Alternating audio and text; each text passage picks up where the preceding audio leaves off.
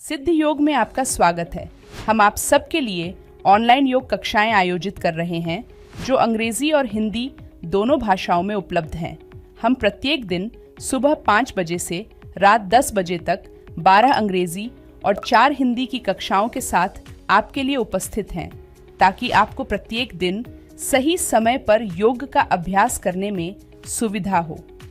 ये 2 सप्ताह एक ऐसा समय है जिसमें आप शामिल होकर अपने जीवन में एक सकारात्मक परिवर्तन का अनुभव कर सकते हैं, वह भी बिल्कुल मुफ्त में।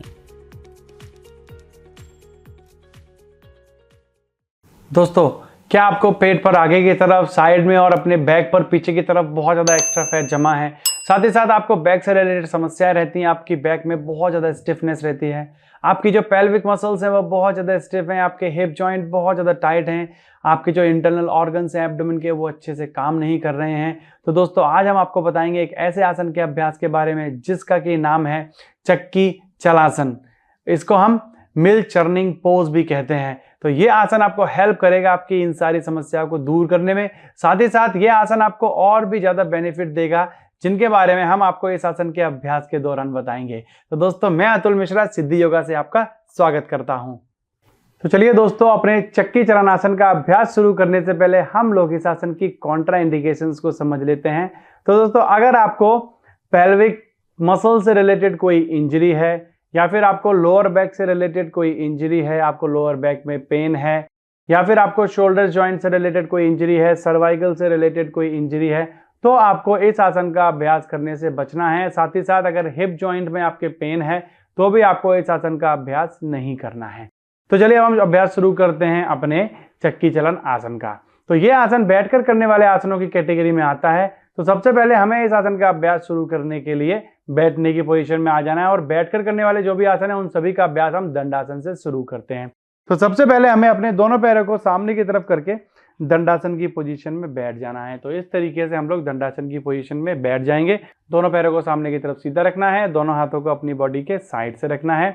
उसके बाद हमें अपने दोनों पैरों को सामने की तरफ से खोल लेना है। तो दोनों पैरों को इस तरीके से खोलकर हम लोग मैट पर आ जाएंगे, और दोनों पैरों को जितना ज्यादा आप खोल सकते हैं उतना मैक्सिमम आपको इस आसन के अभ्यास में अपने दोनों पैरों को खोल लेना है।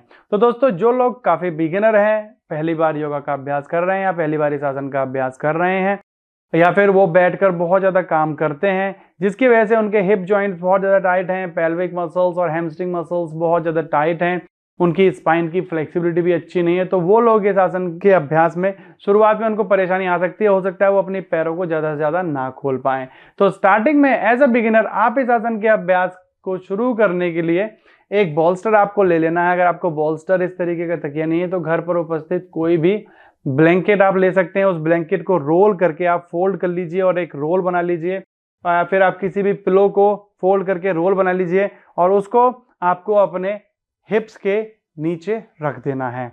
बॉल्स्टर को ले लेंगे और आपको बॉल्स्टर के ऊपर इस तरीके से बैठकर अपने दोनों पैरों को खोल देना है। तो जिन लोगों को पैर खोलने में परेशानी आ रही है, जिन लोगों को बहुत ज़्यादा स्टिफनेस है, हिप जॉइंट में पेन होता है अगर वो अपनी लेग्स को ओपन करते हैं, तो वो इस तरीके से बॉल्स्टर पर बैठकर इजीली अपने पैरों को खोल सकते हैं।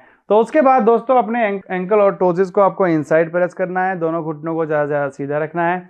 फिर आप अपने हाथों को इस तरीके से लॉक कर लेंगे। हाथों को लॉक करने के बाद हमें अब करना है अपना चक्की चलन आसन, चर्निंग द मिल पोज।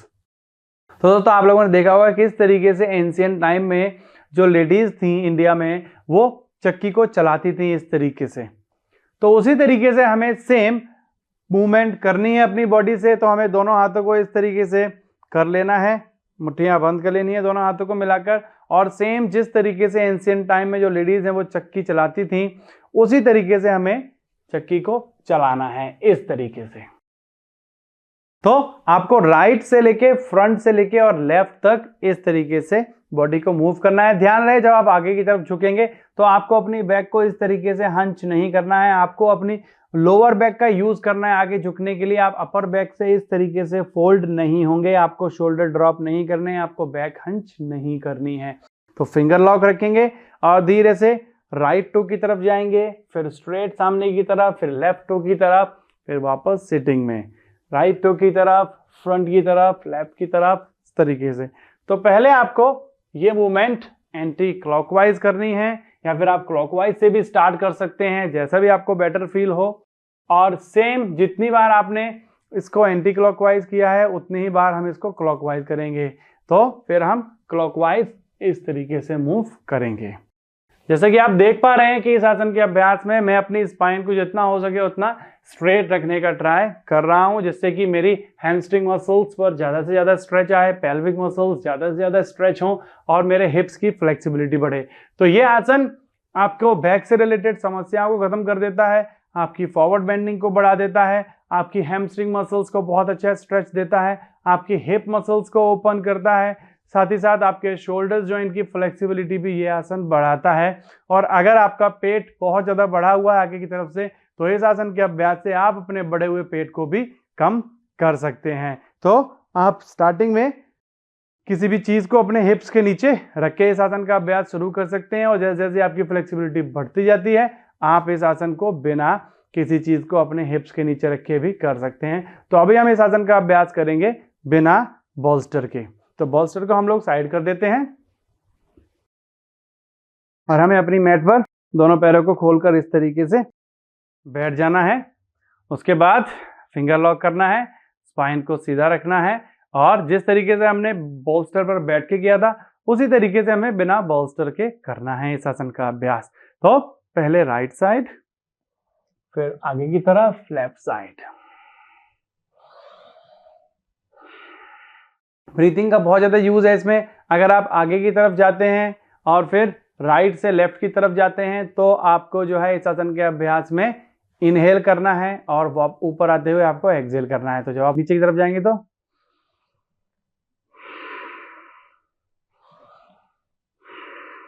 तो इस तरीके से ब्रीथिंग के साथ आप करेंगे क्लॉकवाइज और एंटी क्लॉकवाइज दोनों ही तरफ आपको इस आसन का अभ्यास करना है।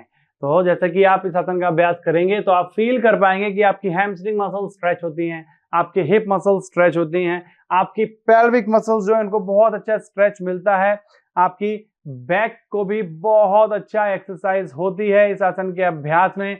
जिन लोगों को बहुत ज़्यादा प्रॉब्लम रहती हैं बैक से रिलेटेड, बहुत ज़्यादा दिक्कतें आती हैं बैक से रिलेटेड, वो इस आसन का अभ्यास अगर करते हैं तो उनको कभी भी बैक से रिलेटेड कोई भी समस्या नहीं आएगी।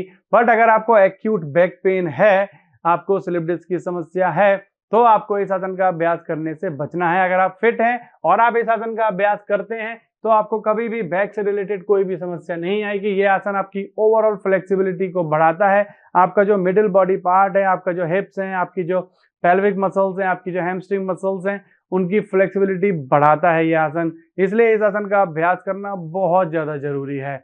और साथ ही साथ ये आसन प्रेग्नेंट लेडीज के लिए भी बहुत ज़्यादा अच्छा होता है, बट उनको थोड़ी सी सावधानी बरतनी है। जब वो इस आसन का अभ्यास करती हैं तो उनको बहुत ज़्यादा पुश नहीं करना है इस आसन के अभ्यास में। तो दोस्तों ये था हमारा चक्की चलन आसन का अभ्यास। अब हम क्रॉस लेग पोजीशन में आ जाएंगे। तो दोस्तों ये हमने अभ्यास किया अपने चक्की चलन आसन, टर्निंग द मिल पोज का। तो जैसे कि आपने देखा, हमने आपको इसकी बिगिनर वेरिएशन भी बताई कि स्टार्टिंग में आप इस आसन का अभ्यास विद द बोल्स्टर कर सकते हैं। आप बोल्स्टर को अपने हिप्स के नीचे रख के इजीली अपने पैरों को ज्यादा से ज्यादा खोल सकते हैं और इस आसन का अभ्यास कर सकते हैं। तो दोस्तों ध्यान रहे, स्टार्टिंग में आप इस आसन का अभ्यास 2 से 3 बार कर सकते हैं और हर बार आप इस आसन के अभ्यास में 10 टाइम क्लॉकवाइज और 10 टाइम एंटी क्लॉकवाइज या फिर 5 टाइम क्लॉकवाइज या 5 टाइम एंटी क्लॉकवाइज इस तरीके से अपनी बॉडी को राउंड कर सकते हैं। ये एक ऐसा आसन है जिसमें कि हमें अपनी बॉडी को रोकना नहीं है, हमें कंटिन्यू मूवमेंट करनी होती है, हमको चक्की चलानी होती है। उसी तरीके से हम इस आसन का अभ्यास करेंगे जैसा कि मैंने आपको बताया है।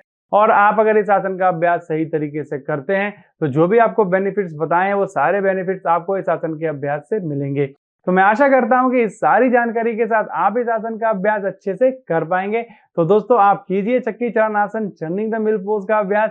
हम जल्दी ही मिलते हैं आपसे एक नए आसन के साथ। तब तक के लिए नमस्कार।